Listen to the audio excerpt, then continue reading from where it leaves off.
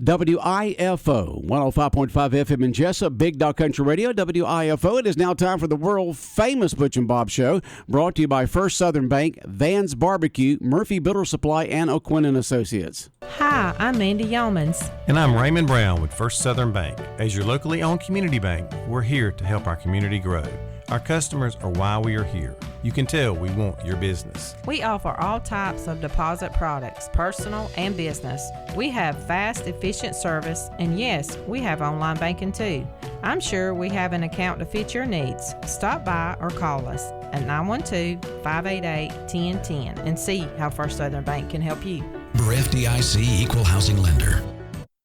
When it comes to barbecue, Van's Barbecue in Jessup is the place to be. A small family-owned business located at 1876 on the Savannah Highway. Van's Barbecue has lunch and dinner special. Stop by or call to make an order. The number to call, 427-3358. Van's Barbecue's new manager is Sarah Van. Van's Barbecue offers potato salad, coleslaw, baked beans, and don't forget their delicious mac and cheese. Also, check out their shrimp plates, the best in town. Yes, when it comes to barbecue, head to Van's Barbecue, locally owned and operated. Stop by and tell them the Big Dog sent you. Once again, the number to order, 427-3358. Since 1946, Murphy's Builder Supply has been serving the folks of Jessup, Wayne, and surrounding counties with quality products and knowledgeable service. Matter of fact, they feel they sell service first to make sure you get exactly what you need for your home improvement projects. And with each employee at Murphy's being there for 10 years or more, you know you're talking with someone with the experience to help you with building supplies, tools, paint, and all the things you need from a full-service hardware store. The best choice in home improvement is Murphy's Builder Supply, 156 Northeast Broad Street, Jessup. Are you looking for an insurance company that you can call and talk to a live person? Are you looking for an insurance company where you can walk in and talk to an agent? Are you looking for an insurance company that offers multiple companies so they can try and get you the best rate? If you said yes to any of these, then you need to call or come by O'Quinn & Associates Insurance Financial Services. We offer multiple companies so we can find the best fit for you. Give us a call at 385-1000 or stop by our office at 212 South First Street right here in Jessup. The following is an exclusive presentation of Jessup Broadcasting, the sports leader in Southeast Georgia. World famous. The world famous Butch and Bob Show. World famous Butch and Bob Show right here on WIFO, 105.5 FM in Jessup, Big Dog Country Radio. Here we are on this Wednesday morning, 31st day of August. And Bob, what a shellacking by our Lady Jackets over Burke County yesterday in the first region game. Very impressive. Yep, very impressive by the girls. And they'll be back in action, I think he said, tomorrow against New Hampstead on the road. Yeah. All right, so we got the world-famous Butch and Bob Show here on WIFO. We've got a special guest in this morning to talk about some of the things that's going on here in Wayne County. Bob, who do we have? Okay, County Administrator Ed Jeffords. Glad to have him in studio. Like I said, the county just had a work session for 2 days at the airport. A lot of information, a lot of good information. So, first of all, Ed, appreciate you coming in. Well, thank you, Bob. I thank you for inviting me. I'm glad to have you. Let's start with, we're going to roll back to millage rate. The school board did it at their meeting. The county set to do it at their meeting. That's good news. Anytime you roll back to millage, people still remember when they raised the millage 5 mils. So since then, they've been rolling it back. But, you know, they state the digest is up. So why is the digest up so much from one year to last? Well, we're growing, and you know it's as simple as that. We're growing in a lot of aspects, and for example, it's, you know, we've created a lot of people have created over 240 jobs, manufacturing jobs over the last 3 years, and with that, $159 million worth of investment in our community, and you know, that's in part of it. You know, just the economy is on fire. It's growing. Everything's going. You can ride around town of Jessup, and you can see the traffic and the activities going on. So, in the building and the permits, and so it certainly is growing, and that's a wonderful thing right now, and it's helped us stabilize financially in the county. Another good news from the work session was the fact that we're pretty much out of debt and they're going to pay off the GO bonds at the hospital. That was the most interesting to me. I got to attend most of the work session, both Thursday and Friday, but that conversation about the hospital, about what a great investment it was, how there was a lot of people that didn't want a hospital, and a lot of people said it wasn't a good investment, but it turned out to be a great investment. But the fact that you're going to be able to pay off the GO bonds early, explain how you're going to be able to do that. Well, again, it's growth, and so we are going to be able to pay off the debt this year early. The term of the bond is through 26, and so that'll be 3 years early or 4 years early. So it's because the revenue's grown, and it's simple as that. Yes. And they've been making that payment every year, so it'd be good. Oh, like I yes. said, it'd be good Yes. to have that debt paid off. Don't be able to use that money somewhere else. So, Yes. And this is SLOSS money. This hospital's been an economic engine for quite some time. Oh, the hospital's been great, and I think as well. Going through the pandemic, it makes that hospital more important and smaller for the small communities, and it has been a lifesaver for this community, and it's been an economic powerhouse for this community. So it's growing. Certainly you realize that, and you know that. So we're thankful for it, and it's been a big part of our success story. If you just join us in the studio with this County Administrator Ed Jeffords again, I know you have some notes you want to talk about, some highlights. So just one thing I also want to talk about was the partnership with IDA. You talked about the growth, but Del Keith and the IDA are out there seeking industry. They had a good conversation about when they seek industry, the one thing they worry about is can they provide the workforce. So that's right. He talked about all that, but he also talked about that big company, the car dealership is going to be in Savannah. He said a lot of companies that are providing parts for those automobiles might look to Wayne County and operate here. So tell us about that and about the partnership with IDA. Well, the partnership has been very good. Adele and I work very closely together, and it's our success is going to be growth and sustainable growth. And to that point, we have to have something to sell and offer manufacturers that are coming in and existing manufacturers that want to expand. So part of that is a park. When they're ready to come, if you talk to Dale, he'll tell you when he brings a customer or potential investor into the community, they're looking for something right now. They've already got their plans. They already know what they want to go do. They're just looking for a spot to go start building right now. So we have to be prepared for that. And they're doing that with the acquisition of the 300 acres to the south of Jessup. Our T-Splosh is building the spline road, the infrastructure for the road in there. The county's helping out with some other small things to help be prepared for a potential investor to come into our county. And the one closer to the east side of the county, it's taking advantage. I think it's ideally suited to take advantage of the port of Brunswick and the interstate. And it's going to be a niche. And then the 300 acres is strategically located near the existing Jessup industrial park. So it's been planned and executed and working very hard. A lot of people working very hard to achieve that. But it's important that we have a place suitable for when a manufacturer or investor comes into our community. They can visualize that's where my company's going. Yeah, Dale Keith stressed how important this new park's going to be. Yes. He said that'll be Joel. And I can't remember what's the projected date to have that finalized? Do you have any idea?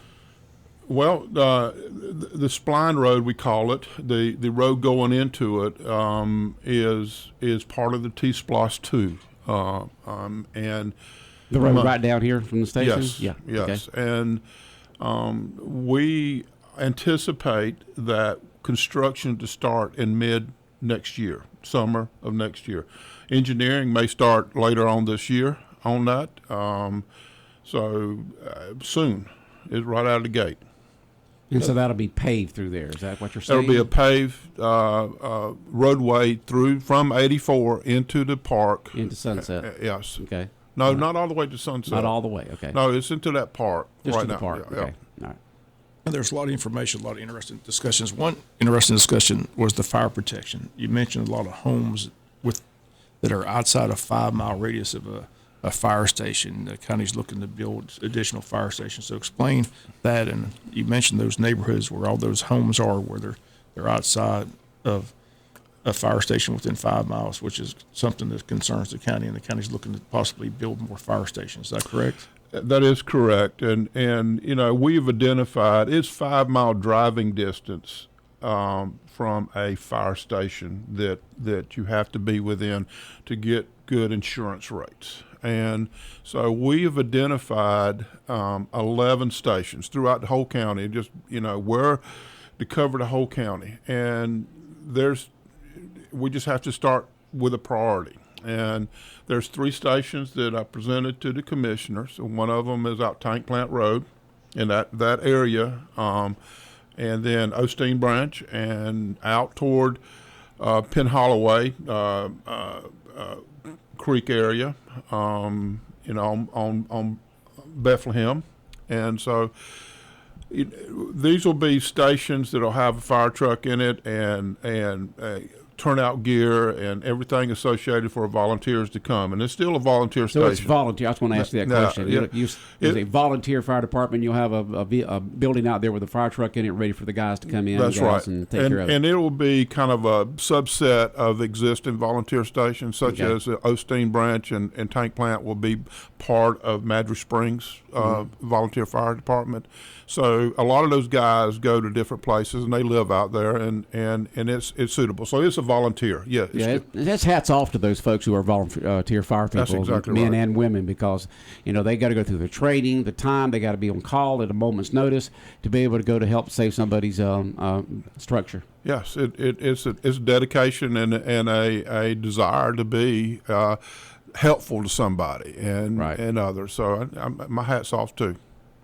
Then you're just joining us, County Minister Ed Jeffords in studio with us, talking about the work session and all the projects. You mentioned other projects. What are some of the other projects on the horizon for the county? They mentioned the congestion at Sunset Boulevard. I know they're trying to do something to alleviate that. What's the? Well, I mean, yes. On Sunset Boulevard, a part of the T-Splosh project was focused on economic development, right? That driving that engine. Well, the industrial park is off of Sunset Boulevard and Macon Street. So we've identified that, hey, that traffic's going to get worse. The truck traffic is increasing dramatically. EAM is going to increase that truck traffic. We got the jail on that road. Forestry Department moved on Macon Street right there.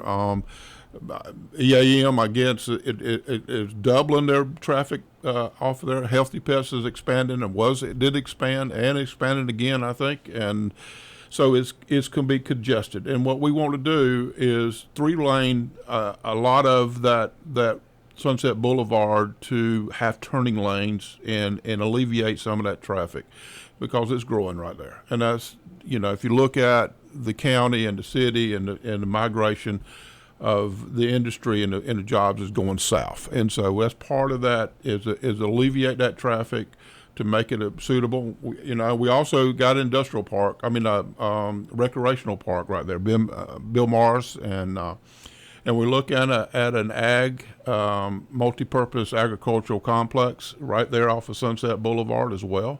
So it's going to be a major artery in our county. Is that part of the University of Georgia extension out there? Is that going to be expanded, or is this something new you're talking about? This is something new, but the extension office has been involved in it, yes. Okay, all right. But it's not associated necessarily with the extension It's just office. another agricultural entity that's going to be there? It's a recreational park for ag-related recreational activities. Okay, I understand. Okay. That's where they're talking about the roundabout. I keep hearing about a roundabout somewhere. Is that where they're talking about? There is a roundabout in part of the T-Splosh in front of at the corner of 301 South and Sunset Boulevard. There will be a roundabout there to alleviate, allow the trucks to come out and alleviate that traffic. They're in front of the country club? Yes. A roundabout there. Oh, yeah. I know they talked about one on Spring Grove Road and Rainier Road for years. There's one going in there too. Yeah, because that's a weird way to turn there on that road. It is, and that's a DOT project that is identified, okay. And they're doing that. But the T-Splosh project 2 is about the roundabout in front of the country club, okay. And it's based on economic activity on that road. Mm-hmm. And we're also looking at Macon Street and Sunset Boulevards, Macon Street South, in that intersection right there with EAM and Healthy Pets and all that traffic right there. And you got the Sheriff's Department right down from there, and Healthy Pet and Georgia Narrow Fabrics all right there together. All right, and Yellowwood, it's all right there. Not Georgia Narrow Fabrics, I meant to say Yellowwood. And the B company's down there, and so it's a congested intersection, and we're exploring the possibility of putting a roundabout, but we are going to try to improve. We're going to improve that intersection somehow. Can trucks, semis go around roundabouts? It has to be a big roundabout. I mean, it has to be a big one. Yeah, but they're done all over the place. I'm sure they are. Yes. I've never seen one, original one. Yes. I see them over in Europe when you watch movies and stuff like that, but I've never seen. I've never went through personally. You go between Waycross and Valdosta, you'll see a big roundabout. Will you? Yeah. Okay. Yeah. All right. And they're there. It works. Okay. How valuable people like Elton Aswell and Bill Schuman to the county? Sir? I said, how valuable are people like Elton Aswell and Bill Schuman to the county? They're like, to me, the unsung hero. They come to all these meetings and they've got all this information, but they seem to be very knowledgeable of what they do. I can't tell you how valuable they are. They are extremely valuable. They plan, they engineer, they work out problems and solve problems throughout the county for roads and other projects we have. So I depend on them immensely. Yeah, the city and the county depend on them. That's right. But Bill Schuman. Bill Schuman works for the city and the county, and one day of each. And could use them more than one day. And but both of them are invaluable. Very knowledgeable person. Yes. And just joining us, County Minister Ed Jeffords in the studios with us. One thing that was tabled was the SPLOST referendum. That's going to come up.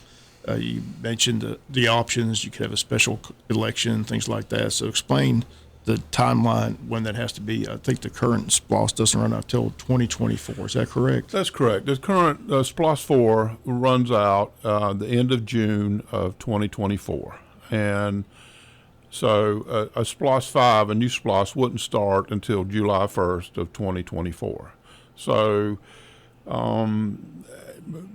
when do you have a referendum on the ballot to vote for that SPLOST? And normally it's done in a countywide general election before the SPLOST runs out, and that would be March of 2024, the presidential preferential election. But you can call, the Board of Commissioners can call for a special election, and typically that there's 2 special elections scheduled, and the State Department of Georgia schedules those in the fall of the year. And there may be 3, one in March typically, and one maybe in June, and then one in November. So I just, we need to have some things in place. 120 days out, and you just backed up from that standpoint. Commissioners, if we want to go do this, this is how we got to go do it. So that's just where that stands. Right. Well, they were hoping to have it on this November, but they couldn't reach an agreement on what. We couldn't. We didn't have enough time. We got the concept from the judicial complex later than we expected, and we just didn't have time to sit down and educate everybody and the need and the requirements. Yeah. And I asked you at the work session: is the judicial complex still the primary goal? Is that still in the works? I haven't heard much about it since the referendum isn't on the ballot in November. Well, it's still on go. And I wouldn't say it's the primary. I mean, because all of them are primaries. They're all special needs and purposes. Roads and are still important. Recreation is important. Fire and public safety is important, and it goes that money goes to purchase ambulances and deputy trucks and capital equipment to do all those sort of fire trucks, fire stations. So it's all important. But yes, the judicial complex is ongoing. We went through a process. We did our due diligence. They brought in the experts to get us what we need and what is required. And right now, I think the process is to educate the public and others, all of the leaders, on the need for the judicial complex and the requirements. And that's starting. Well, the thing I keep hearing from people I talk to, everybody can see the need of the thing that blew them away was the figure of $41 million. Is that still the guaranteed? Was that the set price? Who came up with the $41 million for the complex? I mean, well, it was an estimate done by a construction management group. And is that the same construction guys that are doing the James E. Bacon project? TQ contractors? I believe so. Right. Yeah, so, and they're doing the judicial complex in Toombs County as well. And many. They're very experienced, and I'm pretty confident in that estimate. And the estimate was done based on the concept and the programming that was done for almost a year, and determining what is needed and what is required. I mean, do you think you'll get everybody on board with that? Like I said, that seems to be and like I said, the problem was they couldn't get everybody on board to get it on the ballot in November. So, it's always a challenge on any special election and purpose and special projects, and it's an educational process. And I believe so, yes. I have confidence in that. And I'm going to call them the residential experts, subject matter experts. They're in the process of educating the general public and going around and telling them why it's required and what the needs are. So I think I got confidence that we'll have time to do it. Yes. We're getting close to the end, so I just want to, you got a list there. Anything else? I think we just covered it. These are my notes to make sure that I got through my questions. I just want to make sure you get, you ask for the time, so I'll just make sure if there's anything else you want to make sure you get out there. We got a number of fronts. I mean, we talked about the transportation and the T-SPLOS, not only for economic development. There's T-SPLOS money, for connector roads and widening and resurfacing like Oglethorpe and Tank Plant Road, widen it 2 feet and resurfacing all the way, and then Odom South as well, and then Odom Scriven and Broadhurst East, to Gardai Road. And so there more roads need to be done, but that's important. SPLOS is continuing, recreation is continuing, working on JC Landing and JC Fairgrounds. The Leisure Authority down there is doing a great job, opening the bait shop back up and RV park back up. Looks great down there. If you haven't been there. It does. That's where we had the cash can the last time, so I had a chance to really investigate it down there. It really looks great down there. What's the future plans for the JC Landing and JC Fairgrounds area? Well, ultimately, they want to have a place for the fishermen and the hunters to come in and recreate down there. Mm-hmm. But also, they need, their vision is to educate the public on the history and the ecology of the Altamaha River. Okay. And having a nature center down there and having something that you could come learn and about the history and the ecology of the river.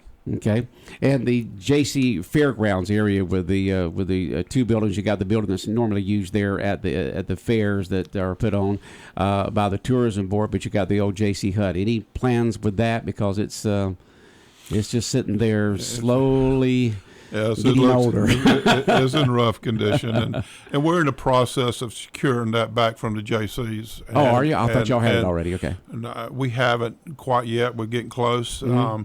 and we just do some renovation of the existing, fairground building, and just trying to add some more restrooms, and we'll be going inside and kind of sprucing it up a little bit and making it the aesthetics look a little bit better. Yeah. The last time I was in that JC building was when years and years ago the Exchange Club or someone did a haunted house in there, I believe, at Halloween or something like that, if I remember that correctly. But boy, I remember some good times in that JC hut many, many years ago.